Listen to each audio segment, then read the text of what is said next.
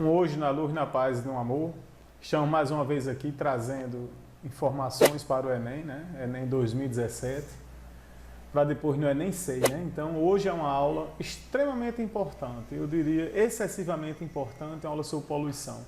Todos os Enems caíram em poluição. Eu me chamo Evandro Brandão, sou professor da Overdose, né, do curso, e estamos aí para trazer as informações extremamente, como eu já falei, estou usando esse extrema, porque é extremo mesmo, pessoal, não se pode errar a questão de poluição do Enem. Nós vamos dividir esse assunto em duas aulas. Hoje a gente vai abordar até a camada de ozônio. Próxima aula vamos falar da poluição hídrica, a poluição edáfica, né, no solo, e vamos falar também do lixo.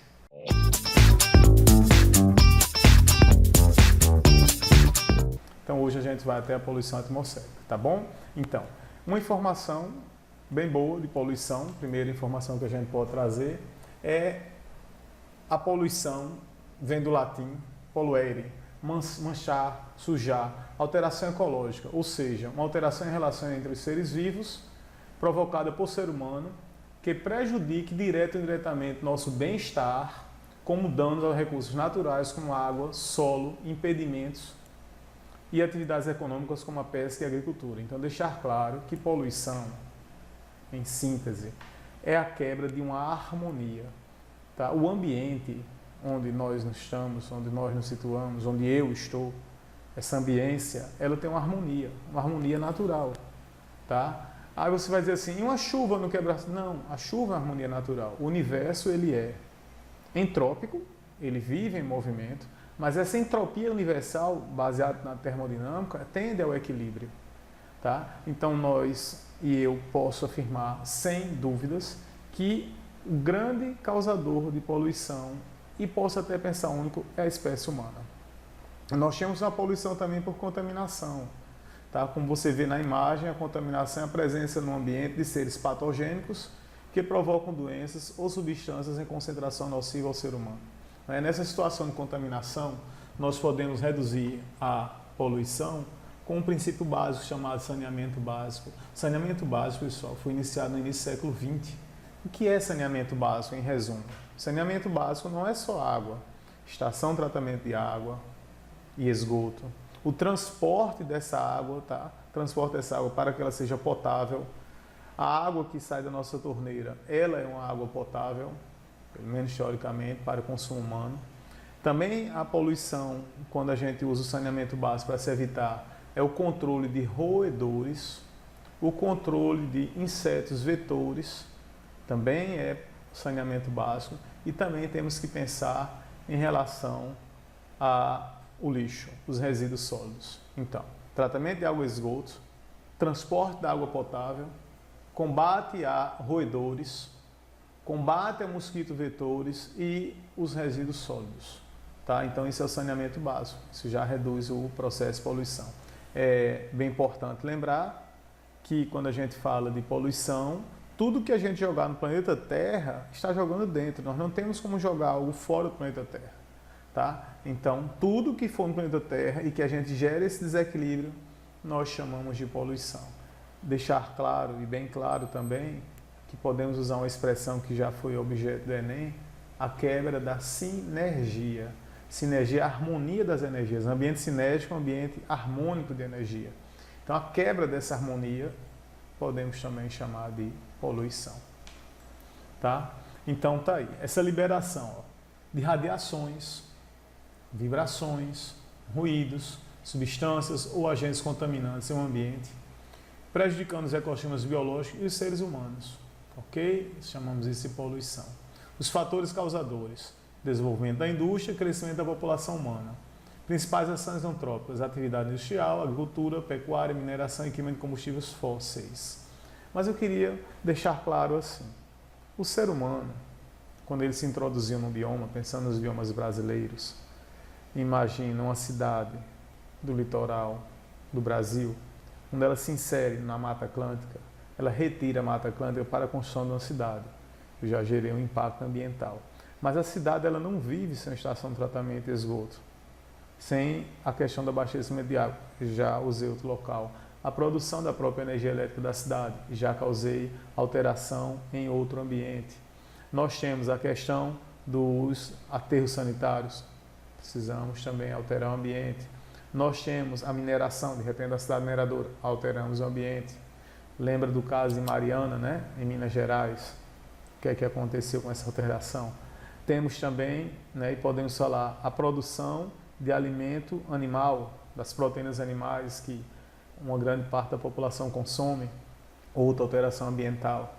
E se a gente for contar esses processos todos, atividade industrial, outra alteração ambiental, então o ambiente e essa ambiência onde eu me situo, ela não causa só o impacto por construir cidade, eu causo impacto de forma geral.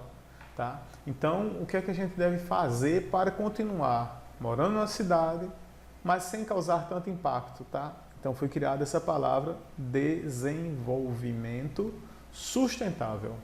Eu posso desenvolver, mas de forma sustentável. Tá? E hoje a gente tem correntes, inclusive, de pecuária, como a permacultura, né? A bioecologia. O que é a bioecologia, né? A biogeografia? É o estudo biológico do processo que eu vou instalar em eco, é o ambiente, eco é casa, o estudo da casa, envolvendo os seres vivos, para reduzir a poluição, mas sempre lembrar que é bem provável não acabar, mas reduzir. E nós podemos também pensar em pegadas ecológicas, as pegadas que eu faço como ser humano no planeta e até que ponto eu provoco essa alteração. Tá? Eu estou trazendo também com essa aula de ciências biológicas, de ciências da natureza, repertório para uma possível redação, até porque já tivemos temas de redação envolvendo o ambiente, tá bom? Então tá aí os conceitos preliminares de poluição. Então, nós temos as seguintes poluições. Nós temos a poluição atmosférica, a hídrica, a do solo, a térmica, a sonora e a visual. Hoje eu vou abordar com a visual, a sonora e a atmosférica, tá bom? Vamos dividir em 3 partes, de 2 em 2. Hoje a gente vai dar as 3 primeiras e vamos dar as 3 na próxima aula, poluição 2. Ok? Então, lembrar, eu posso alterar a atmosfera, posso alterar os recursos hídricos, posso alterar o solo, eu altero a questão térmica também, altero a poluição, né, com poluição sonora e a poluição visual. Então, essas são formas de agressão que nós temos no meio e deixar claro, né, e bem claro, que quando eu faço essa agressão volta para o ser humano, não tem outra. Eu posso até falar uma linguagem bem fácil para você compreender. Você escolhe o que planta. Você escolhe o que planta. Então, se eu planto uma perturbação ambiental, essa perturbação ambiental acaba voltando para mim. Tá certo? Não tem outra solução. Perturbou o ambiente devolve para você. E se a lei escolhe o que planta. Tá? E a poluição acontece isso. Então tá aí, ó. Olha bem essa cena de poluição visual. Tá certo?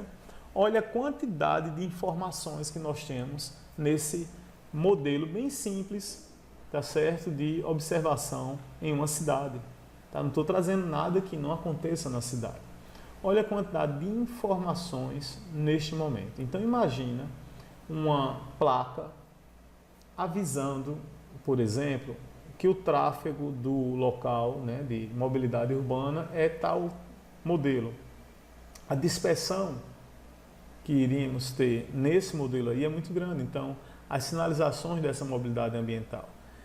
Essa mobilidade ambiental, mobilidade de seres humanos, mobilidade que você está vendo aí de pessoas em calçada, de bicicleta, de etc., hoje isso também causa impacto, tá certo? A questão das ciclovias. Nós temos, por exemplo, a Holanda, onde tem ciclovias e que se mede a distância até 6 km, mas tem um eficiente transporte público, tá? Então não adianta só você imprensar a bicicleta de um lado, transporte coletivo do outro e carro do outro, onde não houve ampliação de vias, onde não se houve a educação para que eu reduza, tá certo, o uso de transportes particulares. Imagina o transporte particular, porque eu estou trazendo essa fala para mostrar a você a quantidade de sinalização que eu tenho em uma cidade. Então, a poluição visual, além de contribuir para a perda da identidade das cidades, compromete a segurança do cidadão ao prejudicar a sinalização de trânsito, ao tirar a concentração de pedestres, tirar a concentração de motoristas, né? Contribui para o aumento de acidentes de trânsito. Compromete também a saúde da população, na medida que afeta a qualidade de vida das pessoas, sua saúde, segurança e bem-estar. Como é que é isso? Você imagina a quantidade de cores que eu estou vendo aí e que eu me detenho nessa visão. tá? O ser humano, ele tem uma atração pela cor, ele vai observar a cor, então ele vai e se torna distraído. E ainda, por cima, a gente já viu isso que tem no programa do Enem, quando você está distraído com essa ilusão de cor que você está vendo, tem que ficar atento também, porque as grandes cidades também temos a questão da violência, né? Os pequenos delitos que ocorrem por desatenção. Tá? Então a poluição visual ela deve ser revista nas grandes cidades. Até que ponto vale a pena poluir com tanto outdoors, com tanta informação e trazer esse comprometimento de uma agressão, não deixa de ser sensitiva, uma agressão sensitiva, né? A nossa visão fica bem comprometida. Poluição sonora. Olha aí a poluição sonora, tá? A quantidade de barulho que temos hoje nos grandes centros é absurda. Mas não é só isso. Hoje, no dia de hoje também, nós e eu coloco um fone no meu ouvido no volume máximo. Eu estou quebrando a harmonia comigo mesmo.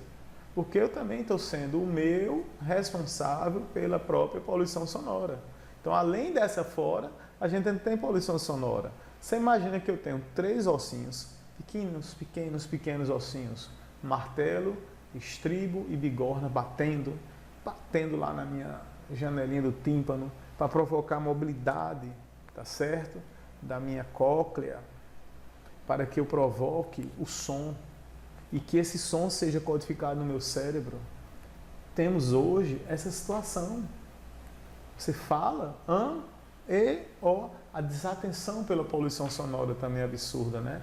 Nós vimos também pessoas que, além desse barulho enorme, dentro do carro, parece que está acontecendo uma grande festa.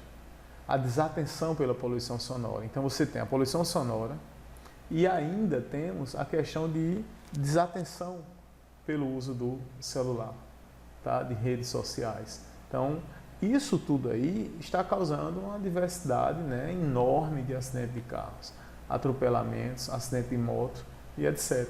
Então a poluição sonora é bem grave, trazendo uma possibilidade de redução de audição futura na população, mas não por uso desuso, é pelo uso excessivo, tá? De lesões no nosso modelo auditivo. A irritação, o estresse, né, que a poluição sonora faz hoje, a gente tem uma população muito irritada. Alteração do sistema nervoso, fadiga, alucinação, doenças psíquicas, são alguns problemas que afetam a saúde da população. Tá? Mas, professor, alteração do sistema nervoso, sim. Você imagina ser submetido a uma grande quantidade de barulho o dia todo. Uma pessoa que trabalha no centro da cidade, o dia todo. Tá? Isso pode criar até, e as pessoas que já têm geneticamente essa tendência, uma esquizofrenia, uma psicopatia, tá? Pelo grande barulho. Faça a experiência de uma grande cidade e chegue em uma praia tranquila, calma, tá? Esqueça o som no ouvido e escute o silêncio. Como o silêncio nos ensina quando ele fala. Tá? E aí reduz esses problemas de doenças psíquicas. Então, outra causa bem boa para se estudar é a poluição sonora, né? Já temos assim, em algumas cidades, eu penso que já na maioria, já tem hoje a medição do som da cidade para um controle de estresse na cidade. Tá? Como eu falei, essa aula, além de uma prova de biologia, ela serve também como repertório para uma redação, tá certo? Onde você pode trazer as soluções que a gente está mostrando aqui em casos de poluição como ar sonoro. E agora? Agora vamos entrar nessa parte, né, que ela traz um repertório bem bom para a nossa prova de Ciência da Natureza, Ciências Biológicas. Então observe aí a questão das camadas atmosféricas, tá? Então observe a Terra, uma troposfera, tá? Chegando a aproximadamente 14 quilômetros. Observe aí que eu tenho a tropopausa, uma pequena camada antes de chegar na estratosfera. Observe essa linha aqui, né, que está na cor rosa, chegando à camada de ozônio. Em seguida temos a mesosfera e a ionosfera. A ionosfera é a famosa camada, como o nome diz, que ela tem a capacidade, quando a luz solar bate nela, ela provocar umas nuances bem bonitas, bem boas, como a famosa aurora boreal que nós temos em algumas localidades extremas do nosso planeta, tá? Então, tudo isso aqui faz parte da atmosfera. O ser humano, ele encontra-se na troposfera. Quais são os componentes que nós temos do nosso ar? Tá? Então, observa bem como é interessante aqui. Ó. O nitrogênio é recordista, ó. Oxigênio, argônio, dióxido de carbono, monóxido de carbono, dióxido de enxofre, dióxido de nitrogênio e amônia. Tá? Olha que interessante. Ó. Nitrogênio no ar normal, no ar poluído, o oxigênio e o argônio. Então, qual desses gases nós estamos observando uma maior quantidade? Olha aqui, ó, o dióxido de carbono, como ele aumentou. Monóxido de carbono, olha, se o dióxido foi, vamos pegar 370 para 550, certo? Aumentou. Agora, olha o dado do CO, que a gente passa despercebido do CO. Monóxido de carbono, 0,12, 0,9 para 10, para 360. Isso é multiplicar, pessoal, absurdamente a quantidade de monóxido de carbono. Dióxido de enxofre, dióxido de nitrogênio e amônia. Tá? Mas perceba, o que chamou minha atenção com a prova é o monóxido de carbono. Tá? Vamos dizer de onde ele vem. Então esse é o ar poluído em nível de atmosfera e a representação que nós temos. Tá? Então, na poluição atmosférica, a distribuição aproximadamente dos principais poluentes do ar nas grandes cidades. Então veja que bacana, ó. Olha a quantidade de monóxido de carbono na grande cidade. Os hidrocarbonetos, óxido de nitrogênio, material particulado de óxido de enxofre, a quantidade de monóxido de carbono. Esse monóxido de carbono, o que é que ele faz? O que é que ele provoca na gente, monóxido de carbono? Então vamos lá. É um gás incolor, inodoro, extremamente tóxico, liga-se irreversivelmente à hemoglobina, pode causar morte por asfixia, liberado na queima incompleta de compostos orgânicos. Quando eu faço a inspiração,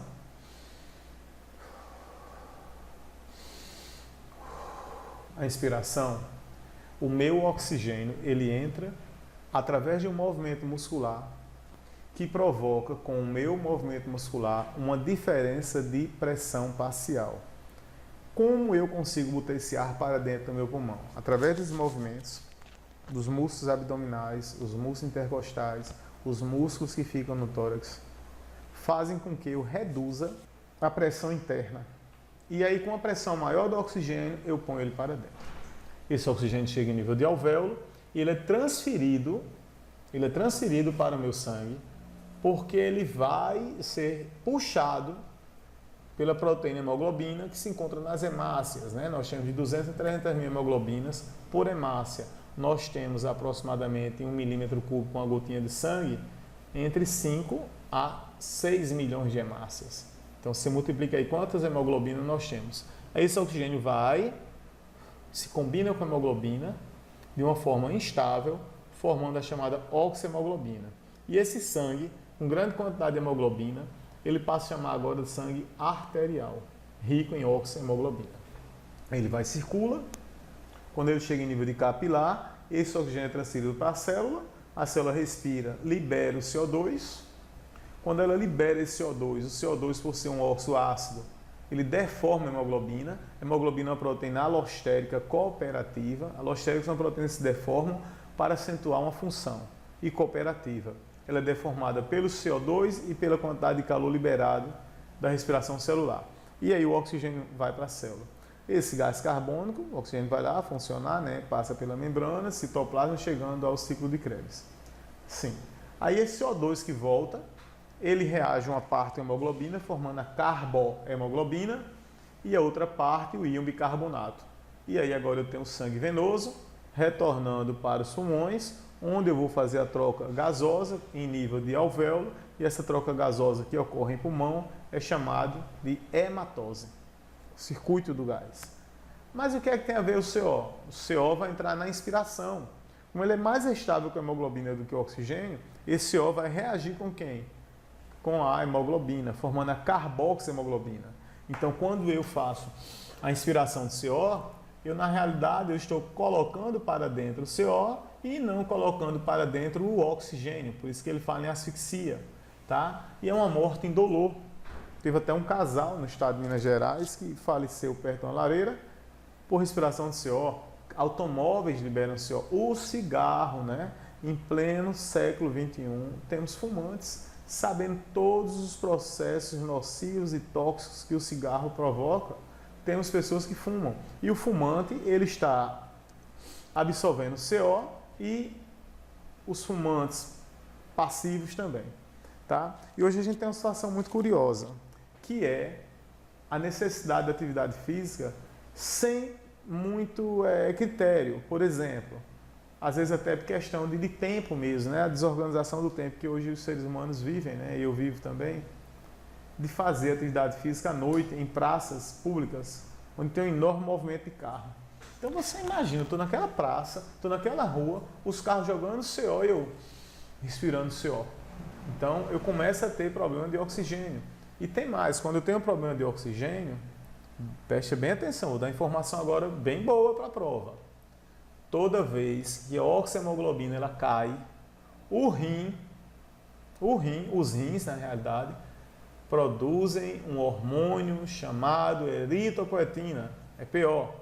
Eritropoetina vai lá no osso, na epífice do osso, e onde está a medula óssea vermelha e provoca eritropoese, a produção de novas hemácias.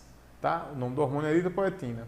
Só pessoal, eu estou caminhando na rua, eu não estou faltando oxiemoglobina porque eu não estou conseguindo respirar bem. Ao contrário, eu estou respirando bem.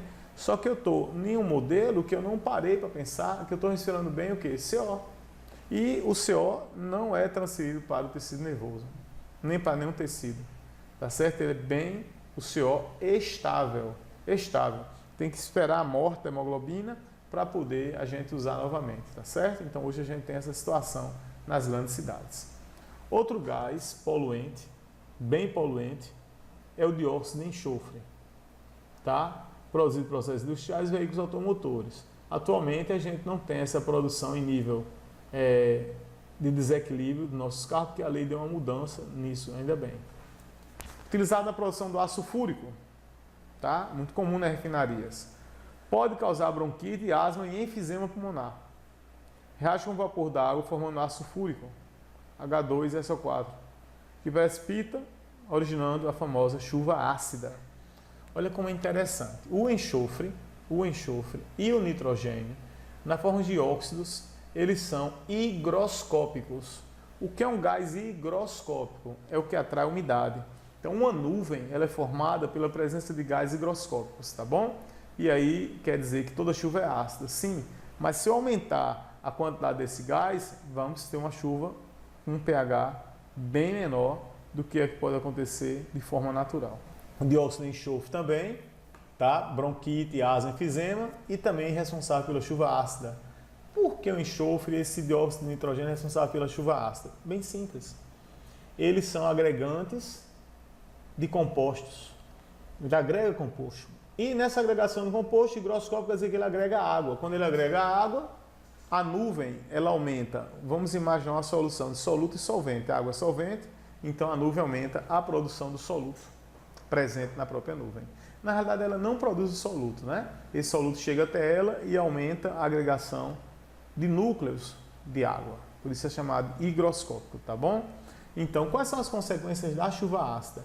Então, você tem a diminuição do pH, inibe o crescimento de fitoplâncton, né? Que são organismos que ficam em superfície, tanto de importante para a gente, tá? Porque é o grande pulmão do mundo. Diminuição da biodiversidade, lesão na superfície foliar em plantas, interferência no transporte das seivas bruta e elaborada, destruição de bactérias e fungos simbiontes. O que é um fungo simbionte, né? É aquele fungo que, neste caso aí, está mantendo uma relação aparentemente harmônica. Simbiose não se considera mais uma relação ecológica, é um encontro. Simbiose, encontro de dois, tá certo? Que estão aderidos. E prejudica a saúde humana como as doenças, tá? Então você vê aí, essa morte desses animais, desses peixes, foram causadas por causa da chuva ácida. Então, observa bem, não estou falando de chuva ácida porque entrou o CO2 como já caiu no Enem, não. Estou falando da própria chuva ácida de uma lesão dérmica, tá certo? Sem controle. Olha que mar lindo, a cor do mar. A cor do mar. E também, né, a questão da chuva ácida, a destruição das folhas. Você imagina, a acidez em cima das folhas provoca também essa destruição. Monumentos, casas, estátuas, vias públicas também pode provocar, né, pode ser destruída pela chuva ácida, mas penso eu que é bem representativo entendermos que a chuva ácida destruir um rosto, uma estátua, uma face, uma estátua, com todo respeito àquela estátua, é melhor do que destruir o que vocês estão enxergando aí, que são as árvores, as florestas. É isso, chuva ácida, bastante danoso. Vamos agora para a famosa inversão térmica. Tá? O que é inversão térmica, né? Se você olhar na minha sala que eu estou aqui, o ar-condicionado está lá em cima. O que acontece com o ar frio? Ele desce, o ar quente sobe. Mas tem alguns momentos no ano, quando temos uma temperatura mais fria e mais úmida, o que é que vai acontecer? Eu vou ter uma dificuldade da subida desse oxigênio. Tá? Então a tendência é, eu tenho ar frio, uma bolha de ar quente e um ar frio, como você enxerga aí. E nessa bolha aqui, de inversão térmica, eu não consigo fazer com que esse ar frio suba rápido. Então dá uma olhadinha aí, ó. Camada de inversão, ar quente, agentes poluentes. Então aumenta a incidência de bronquite, asma, enfisema pulmonar, infecção nas mucosas. Tá? Deixar claro que isso é um processo natural, apenas a questão da poluição é que fez com que eu tivesse maiores consequências com essa inversão térmica. E hoje vivemos também, além dessa inversão que é um nível regional, nacional, ou até mesmo universo todo, né? Porque o que acontece numa cidade, ela reflete no universo. Tá? A questão da chuva e etc. Então, seria ilhas de calor, né? Um fenômeno climático que ocorre a partir da elevação da temperatura de uma área urbana se comparada à rural, por exemplo. Isso quer dizer que nas cidades, especialmente nas grandes, a temperatura é superior à de áreas periféricas, consolidando literalmente uma ilha climática. Quem não entendeu é o seguinte, né? Então você imagina a quantidade dessas construções de pedras e a ausência de árvores. De árvores. Como assim árvores, professor? A árvore, pessoal, na sua folha, caiu inclusive no Enem 2016, a questão da evapotranspiração. Então a água que sai pela folha por causa do calor, aquele calor vai ali para a folha. Eu tenho a sensação de bem-estar embaixo de uma árvore, mesmo com uma grande quantidade de calor. Tá certo? Então a falta de árvores, falta de compreensão ambiental, a gente acaba vendo essas situações de tanto prédio, tanto arranha-céu e pouco verde. Poluição atmosférica, famosíssima, né? Famoso efeito estufa. É bem importante lembrar que quando a gente fala de efeito estufa, é um efeito que não é uma poluição, não é um efeito estufa. Agora, ele pode gerar uma alteração de poluição, tá certo? Então é assim, a radiação solar que chega à Terra, parte é refletida pelas nuvens e parte da superfície terrestre, enquanto outra parte é absorvida. Dessa energia absorvida, grande parte é irradiada na forma de calor, que provoca radiação infravermelha, mantendo a superfície terrestre aquecida. Então, pessoal, a questão do efeito estufa, ele é bem antigo. Não é hoje, não foi o homem que fez o efeito estufa. Então, nós temos os seguintes gases: vapor de água, gás carbônico, metano, dióxido de nitrogênio, os principais responsáveis pela absorção de calor. Observa, pessoal, que a água é um grande gás estufa, tá certo? Observa a questão do nitrogênio, que a gente já falou da chuva ácida. Então, o nitrogênio, além de participar do efeito estufa, ele também acarreta a chuva ácida. Então, tá aqui, né? Acredita-se que a emissão crescente de gás carbônico proveniente daquele combustível sólido esteja ocorrendo com intensificação do efeito estufa. Então, você vê a radiação, certo? Estão olhando o infográfico, né? Beleza? Deu para ter uma compreensão, vamos lá. Então, chegou a radiação, eu tenho a radiação refletida pelas nuvens da Terra, absorvida pela superfície, nesse lado de cor amarela. Do outro lado, infravermelho irradiado para o espaço exterior, pelas nuvens, para a atmosfera e pela superfície terrestre. Então, infravermelho é retirado da superfície, infravermelho é retirado para a superfície das nuvens, certo? Então, está o acúmulo de CO2. Agora, olha que interessante, né? Ele fala, acredita-se, mas não se tem certeza. Nós podemos estar tendo alteração climática de forma natural. E o CO2 ele ser um reforço da urbanização. Então ele ser mais gerador de ilha de calor, a incidência de CO2, a gente perceber que tem muita cidade, do que propriamente efeito estufa, né? Acompanhe essa tabela. Potencial de aquecimento global em 100 anos. Olha o potencial de aquecimento global pelo óxido nitroso. Olha o potencial de aquecimento global pelo metano. HFC, muito comum nos refrigerantes. Então, pessoal, preste atenção aqui. Ó. Procura nessa tabela os valores que mais aumentaram drasticamente em 2008. Em 2018 tem-se o novo censo. Olhe, e eu vi isso, e lamentavelmente vi isso. 278 ppm, 365 ppm. Nós estamos fazendo aqui essa comparação para você ver realmente o gás estufa que o homem está produzindo em grande quantidade. Tá certo? Qual seria nessa tabela? Que chama muita atenção. Absurdamente, olha os valores de metano. Então, de onde vem esse metano? Da pecuária, da fisiologia do próprio animal. Hoje a gente tem também a questão de lixões, ainda existe lixões no Brasil, mesmo com a lei do resíduo sólido, ainda tem lixão. Então tá aí. Concentração de CO2 na atmosfera antes da Revolução Industrial, após a Revolução Industrial. Tá? Vou voltar aqui o slide. Olha aqui, ó. 278, 365. Metano de 700 para 1745. Quase 3 vezes mais. Tá? Então tá aí. CO2, antes da Revolução e depois. Deixar claro que não foi a Revolução que trouxe o CO2. Foi o uso do combustível fóssil. E o metano, liberado no processo de decomposição da matéria orgânica, as fontes de emissão, pântano, agricultura, pecuária, os lixões, os aterros sanitários mal resolvidos, incompletos, também a gente pode estar liberando o metano. E foi assinado em 97 o famoso Protocolo de Quioto, uma convenção que aconteceu na cidade de Quioto, tá certo?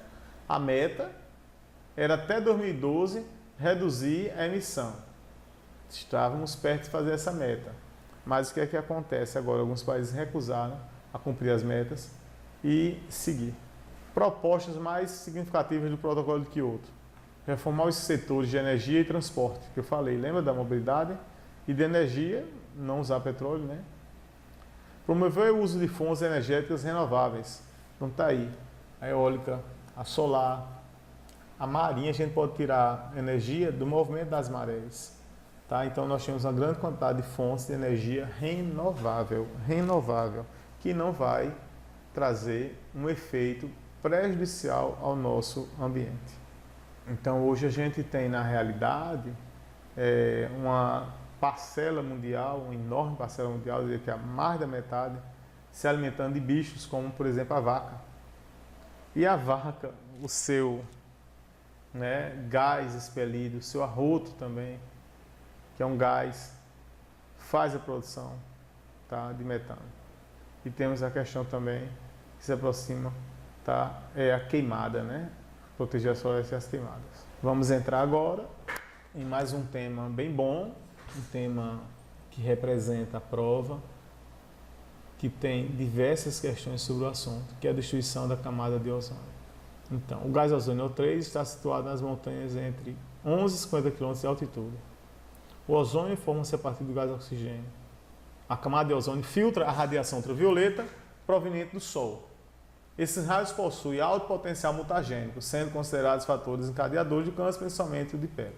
Vamos entender. Ó, o oxigênio, que não é usado, ele sai.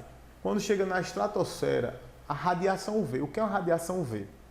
Radiação que tem um comprimento de onda baixo. Tendo o comprimento de onda baixo, ela tem uma alta frequência. Tendo alta frequência, tem alta capacidade de energia. Então, o que é que vai acontecer? Essa radiação vai bater no oxigênio, no O2, desmembra o O2, se torna íon de oxigênio, ele se reorganiza com O3. Então, nós usamos no universo a radiação para produzir ozônio. E aí eu reduzo a incidência de radiação aqui embaixo. Tá bom? Então, essa camada de ozônio, além de participar do efeito estufa, ela está reduzindo a chegada dessas radiações que poderiam provocar e que poderiam não, provocam câncer. Um exemplo é de pele. Então é isso que se faz na destruição da camada de ozônio, o mau uso. tá? E trazer uma experiência dessa camada de ozônio para a gente pensar, né? A situação é que temos que ficar atento ao quê? Nós moramos num país que é chamado tropical e, portanto, a incidência de radiação ultravioleta é maior. Agora, por outro lado, a ciência está mostrando que a radiação ultravioleta é uma boa radiação para a produção de vitamina D. Então, a gente tem que fazer um estudo sério a quantidade de tempo que eu posso me expor ao sol sem precisar usar protetor solar, tá certo? Para, efetivamente, eu ativar a produção de vitamina D, que é uma vitamina que trabalha na síntese de proteína, tá certo? Proteção dos nossos corpos ósseos e cartilaginosos, tá certo? A questão da vitamina D.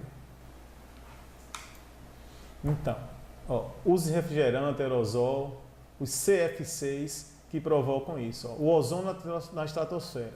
Então, pessoal, é assim, o CFC que chega intacto à estratosfera são decompostos por radiação V, libertando os radicais cloro. Beleza? E aí, quando o cloro ia se juntar no F, ele não juntou. Por quê? Porque o cloro atacou, né? Vocês estão vendo aí em cima o CFC, o cloro, fluorocarbono, é o CFC, o núcleo CFC. O cloro vem e reage com o pobrezinho do ozônio. Aqui tem 3. O cloro vem e reage com o ozônio. Nessa reação forma um par, cloro e o oxigênio, sobrando gás oxigênio. Então o que é que eu posso fazer e pensar? Toda vez que eu libero o cloro, ele pega os núcleos de carbono, né, que estavam no CFC, o núcleo carbono, ele se desmembra desse núcleo do carbono e vem reagir com o oxigênio livre, formando óxidos de oxigênio. Isso vai se repetindo, tá? Isso vai se repetindo até que eu provoco uma destruição. E aí a radiação, por não ter mais o gás oxigênio, não ter os íons, ela passa direto, tá, para a superfície do solo, atingindo principalmente os animais, mas provocando queima também de plantas. Ok? Então essa é a destruição da camada de ozônio. Então, eu vou acrescentar uma informação. O globo terrestre, ele tem inclinação e ele gira ao redor do Sol, no seu eixo e com a Lua, né, transitando. Nesse giro que o globo terrestre dá, as correntes de convecção geradas no planeta fazem com que armazene mais ar frio no hemisfério sul. Esse armazenamento de um ar frio no hemisfério sul, em nível de polo, é chamado de vórtice polar. E esse vórtice polar provoca um acúmulo de ar frio. Então, quando eu lanço CFC, o gás, o cloro concentra lá. Então, a destruição maior da nossa camada de ozônio no planeta Terra está no hemisfério sul, por isso. Tá? E a agitação que a gente pode dar no terreno, a agitação que eu posso dar no terreno que eu falo no solo, né? Para o cultivo de vegetais em um bioma estável, no mar. Tá? Quando eu falo de agitação e entropia, com essa liberação do oxigênio, eu produzo a camada de ozônio. Mas toda vez que eu uso cloro nos gases, eu faço a destruição. Certo? Liberei o CFC, o planeta está rodando. Então, a concentração no hemisfério sul, em nível de polo, é chamada de vórtice polar. Vórtice polar. Eu concentro o ar frio ali. E o CFC também. Qual é a prova que está acontecendo? É a grande incidência de câncer de pele hoje na Oceania. Está aí, trazendo o resultado da destruição da camada de ozônio. Então, destruição real. Tá? Então, a gente deve fazer o pensamento, o estudo, o exame do que a gente está falando para aproveitar bem estas informações sobre os níveis de poluição que nós devemos observar. Tá? Poluição em nível do ar. Poluição em nível do ar. E finalizando também essa questão do ar, por que é que quando temos períodos chuvosos, aumentamos as doenças infecciosas do sistema respiratório? Primeiro porque o ar fica mais condensado, né? Ele fica mais denso. E a quantidade de bactérias, as bactérias adoram ar, tá certo? E aí favorece a reprodução bacteriana. Além de que no período chuvoso eu estou mais próximo das pessoas, né? Quando chove, você fica mais no local, fica mais próximo, ok? E aí favorece a maior reprodução de organismos capazes de gerar o equilíbrio do planeta porque a gente e eu e todos precisamos trazer as informações bem importantes, tá? Então fiquem atentos, são questões que a gente não pode errar na prova, tá bom?